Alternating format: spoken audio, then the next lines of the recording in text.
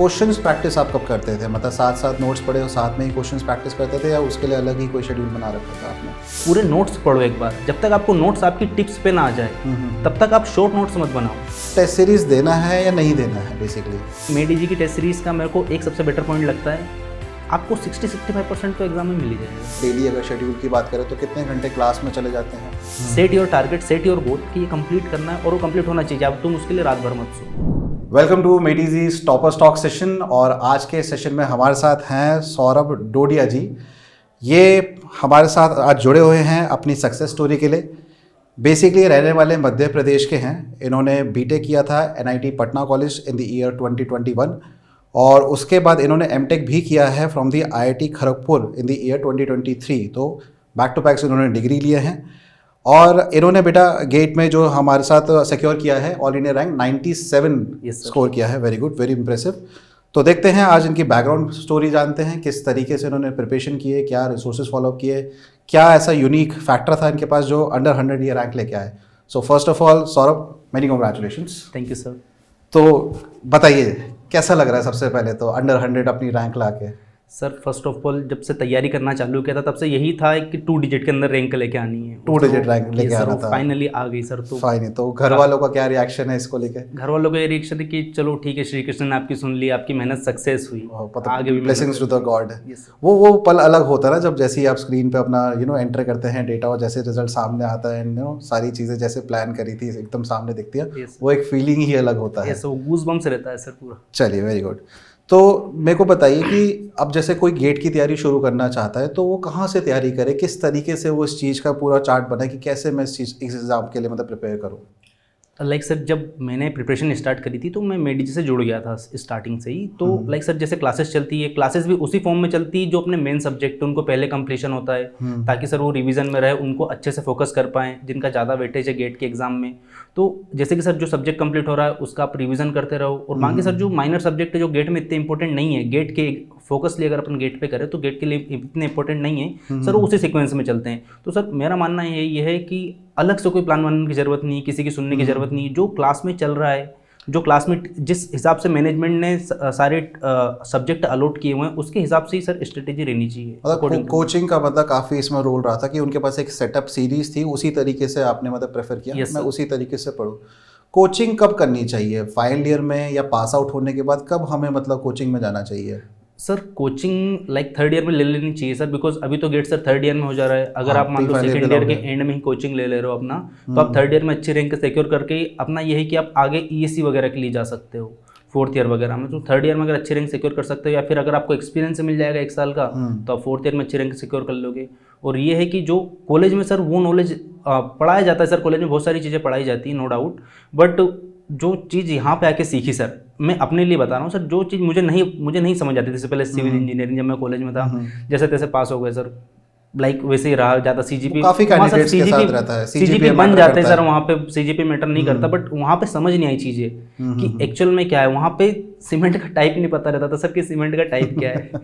तो सर वो चीज़ यहाँ आके पता चली कि अच्छा ये है सिविल इंजीनियरिंग एक्चुअली सर, और वो धीरे धीरे और बिल्डअप हो रहा है। ग्रेट। तो यहाँ आके मतलब कॉन्फिडेंस लेवल आपको मेन यहीं पे आके पता चला है कि एक्चुअल मतलब नॉलेज किस तरीके से मतलब है सिविल इंजीनियरिंग की। Very good. अब जैसे आप कह रहे हैं कि 3rd ईयर से भी शुरुआत कर सकते हैं, तो 3rd ईयर में ऑफलाइन क्लासेस अटेंड करना तो बड़ा मुश्किल हो जाएगा, तो आपने ऑनलाइन क्लासेस प्रेफर करी थी over the offline? Yes sir, during actually मैं ऑफलाइन का प्लान किया था, बट सडनली कोविड आ गया था तो मुझे ऑनलाइन क्लासेस करनी पड़ी। बट सर अगर ऑनलाइन और अगर कंसिस्टेंसी है आपके पास तो सर बहुत ही आसानी से मैनेज हो जाता है, और सर वो बेटर है। बिकॉज अगर आप क्लास आ रहे हो, क्लास जा रहे हो, तो सर आपका कुछ ना कुछ तो टाइम जाता है, उसमें टाइम एनर्जी तो आपका लगेगा नो डाउट। और सर आप क्लासरूम में बैठे हुए हो, कभी आपकी मान लो तबीयत ही ठीक नहीं है, कुछ हो गया, तो अगर आपको उस दिन फोकस नहीं रह पाएगा क्लास में। बट ऑनलाइन में एक एडवांटेज ये रहता है कि अपन उस चीज़ को रिपीट कर सकते हो, उस चीज़ को दोबारा रिपीटेशन का फायदा उसमें रहता है कि क्लास अगर जैसे मिस भी हो जाती है तो फिर से हम वो टॉपिक को रिकैप कर सकते हैं आसानी से। ऑफलाइन के अपने फायदे हैं कि एक इकोसिस्टम है, एक एनवायरनमेंट है, कन्वेंशनल टीचिंग है, फैकल्टी भी सामने होते हैं, वो उसके अपने फायदे हैं। बट ऑफ कोर्स ऑनलाइन के अपने अलग एडवांटेजेस हैं। ठीक है, तो आपने पूरा फाउंडेशन कोर्स जो है ऑनलाइन पूरा लाइव अटेंड किया है। ठीक है, अब मुझे बताइए जब एक बार क्लास कवर हो गया तो सेल्फ स्टडी कितने आवर आप डेली करते थे? सर सेल्फ स्टडी का ये था, लाइक मैं कभी आवर्स नहीं गिना सर, ओके पूरे टाइम सर। अभी मैंने EAC भी दिया, सब कुछ दिया, पर मैंने आवर्स कभी नहीं गिना। लाइक मैं टारगेट लेके चलता था कि टॉपिक वाइज टारगेट लेते हो कि topic आज wise- मेरे को इतना टॉपिक मतलब Yes, sir. कंप्लीट करना है। Yes sir. तो ये डेली टारगेट होते थे या वीकली कोई टारगेट बनाते थे सर आप? मैं टारगेट लाइक जैसे सब्जेक्ट मेरे पुराने कंप्लीट हो चुके हैं, लाइक मान लो मेरे 4 सब्जेक्ट कंप्लीट हो चुके हैं, तो वो 4 सब्जेक्ट मेरे टारगेट में रहेंगे अगले 15 दिन तक, जब तक ये वाला सब्जेक्ट चल रहा होगा। लाइक सर पहले बता देते हैं क्लास में कि ये सब्जेक्ट हम लोग 10 दिन में कंप्लीट हो जाएगा अपना, या फिर 7 लेक्चर में कंप्लीट हो जाएगा। सर उसके अकॉर्डिंग में टारगेट बनाता था कि मेरे को इस 7 दिन के अंदर या इस 10 दिन के अंदर इतने सब्जेक्ट को दोबारा पढ़ना है। मेन तो देखो बात यही आ रही है कि रिवीजन, यस सर। एक बार पढ़ने से तो देखो हो नहीं पाएगा, आपको रिवीजन तो आपको करना ही पड़ेगा। Yes. काफ़ी कैंडिडेट्स को लगता है कि एक बार अगर हम नोट्स पढ़ लें, थ्रू आउट हो जाए, तो उससे पता है this is sufficient for selection. आपका क्या कहना है कि हर बार पढ़ने से जैसे बार बार पढ़ेंगे तो मोनोटोनस लगने लग जाता है? आपके साथ ऐसा होता था क्या? नहीं सर, अगर आप 10 बार भी पढ़ोगे सर, 10 बार मोनोटोनस नहीं लगेगा सिविल इंजीनियरिंग में सर। अच्छा। क्योंकि सर 11वीं बार भी पढ़ोगे ना सर, नई चीज़ मिलेगी। ओके सर मैंने यही एक्सपीरियंस किया सर। कभी कभी ये होता है कि सर अपन कोई जो लोग बोलते हैं, कुछ कुछ स्टूडेंट है, कुछ कुछ दोस्त है जानने वाले, पूछते हैं कि कैसे करें, हमने शॉर्ट नोट्स है हमारे पास, नोट्स है हमारे पास। तो हमेशा ये कहता हूँ जो आपके नोट्स हैं आपने लिख लिए, बहुत अच्छा किया, बट उनको पूरे नोट्स पढ़ो एक बार। जब तक आपको नोट्स आपकी टिप्स पे ना आ जाए तब तक आप शॉर्ट नोट्स मत बनाओ। और आप जब आपने एक बार शॉर्ट नोट्स बना लिए तो आप उस शॉर्ट नोट्स को पढ़ो, नो डाउट, बट वो एग्जाम के 10 दिन 15 दिन पहले के लिए हैं। उसके पहले अगर आप रिवीजन कर रहे हो तो आप शॉर्ट नोट से जा रहे हो, तो वो मेरे हिसाब से मतलब इतना फायदेमंद नहीं रहेगा जितना पूरे नोट्स पढ़ोगे।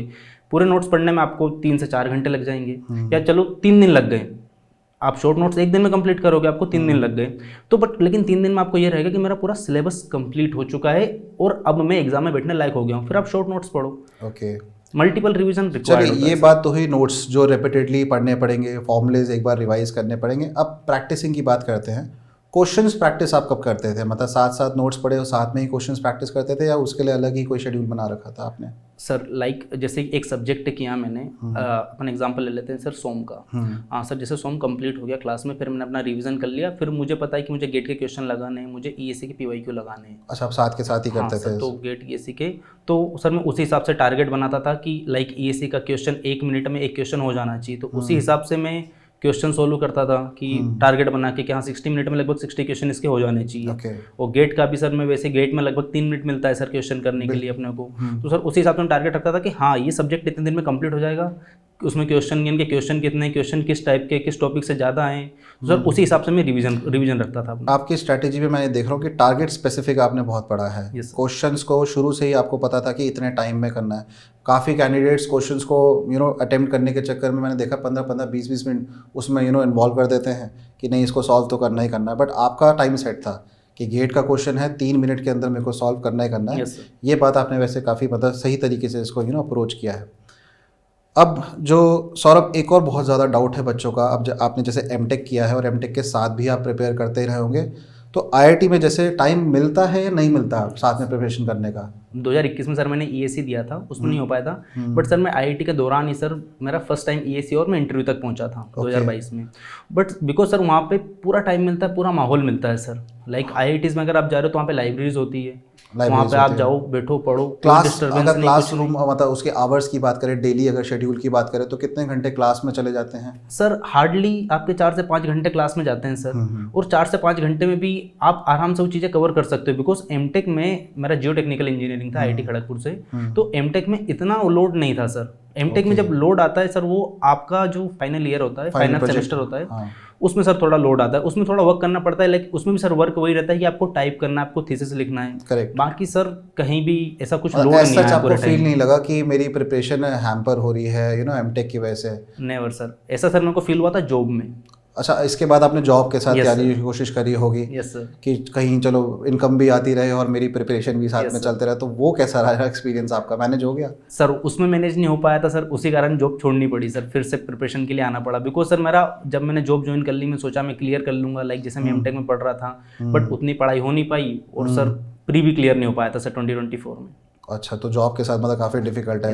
मतलब वहाँ पे बिल्कुल मतलब 1-2 घंटे भी आप अपने रिवीजन के लिए नहीं निकाल पा रहे थे? सर रिवीजन के लिए निकाल भी पा रहे तो, बट सर वो कंसिस्टेंसी नहीं आ पाती है। बिकॉज सर कि टारगेट स्पेसिफिक काम कंप्लीट नहीं हो पाता, और जब सर टारगेट कंप्लीट नहीं होता तो मन में डाउट रहता है कि कंप्लीट नहीं हुआ है। तो कैंडिडेट्स के लिए यही मैसेज है, अगर 2 नाव में सवार होना है, एक पैर उधर और उधर पैर करके, तो एमटेक के साथ तो फिर भी हो सकता है। Yes, sir, possible। But job plus preparation जो है काफ़ी मतलब टीडियस टास्क हो जाएगा, वो ना के बराबर ही आपको प्रिपरेशन टाइम देगा। Yes sir. चलिए, तो इस दौरान जो आपकी पूरी जर्नी रही है, काफ़ी 21 से लेकर 26 हो गया है, 5 साल जैसे आपने टेक्निकल तो आप काफ़ी आपने साउंड बना लिया होगा। Yes sir. अब आप फाइनली इस रिजल्ट से सेटिस्फाइड है या आगे भी किसी चीज़ के लिए एस्पायर कर रहे हैं आप? सर अभी गेट के लिए तो मैं सेटिस्फाइड हूँ। आई होप अगर अच्छा PSU मिल जाए इस बार। बट मैं फिर सर EAC के लिए फोकस कर रहा हूँ। अगेन मतलब चाहिए engineering services, engineering services. Any particular department that you want to reach? Sir IRMS, CPWD या MORTH, any top department. I really wish कि आपका बहुत जल्दी ये भी सपना पूरा हो जाए। तो इस साल इंजीनियरिंग सर्विसेज आपने प्रीलिम्स क्वालिफाई किया है? Yes sir. ऑफ कोर्स वो कहीं ना कहीं देखी जाता है, जो गेट के भी टॉप रैंकर्स होते हैं यही इंजीनियरिंग सर्विस एग्जाम भी लिखते हैं, एंड सेम रिजल्ट कहीं ना कहीं यहाँ वहाँ पे रिफ्लेक्ट भी होता है। तो अब ES में क्या है कि GS भी आ गया है। अब GS के लोग उसको कैसे करें, वो बहुत ज़्यादा बच्चों के लिए डिफिकल्ट है। How to approach the GS syllabus? वो इतना वाइड है, वो याद ही नहीं हो रहा है। सर उसको याद करना ही नहीं है। अच्छा, उसको याद करना ही नहीं है। सर मेरा मानना यह है कि अगर GS याद करने जाएंगे तो सर कहीं ना कहीं भटक जाएंगे, क्योंकि सर लाइक जो थ्योरी बुक है सर, मेडिजी की जो थ्योरी बुक है और जो क्लास में कंटेंट पढ़ाया जाता है, सर क्लास में कंटेंट एक स्पेसिफिक पढ़ाया जाता है जो कि सब पूरा कवर नहीं करा सकता, क्योंकि GS सर एक समुद्र है। हाँ, वो पूरा तो ओशियन एंडलेस है। तो सर क्लास के पूरे नोट्स पे आप कंप्लीट डिपेंड नहीं हो सकते।